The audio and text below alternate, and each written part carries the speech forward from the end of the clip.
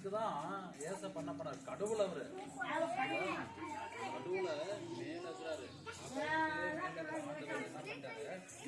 மனுஷனுக்காக அவரே ஒரு மனுஷனா பூமிக்கு வந்துட்டார்.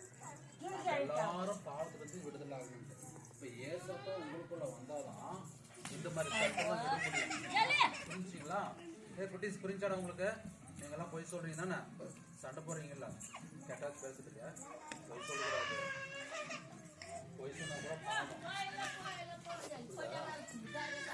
மற்ற பொருள் எடுத்துக்கூடாது. ஸ்கூல்ல கூட என்ன பண்ணக்கூடாது? கிடைச்சா என்ன பண்ணணும்? தெரிஞ்சா கொடுக்கணும். இல்லைனாக்கா டீச்சர்கிட்ட கொண்டு போய் கொடுத்துடணும். இது கிரௌண்ட் இருந்துச்சு, இது விழுந்து இருந்துச்சுன்ட்டு. சரியா? பென்சிலோ பியானோவோ காசோ எதுக்கு என்ன பண்ண ஸ்கூல்ல அதான் உண்மை. புரிஞ்சா?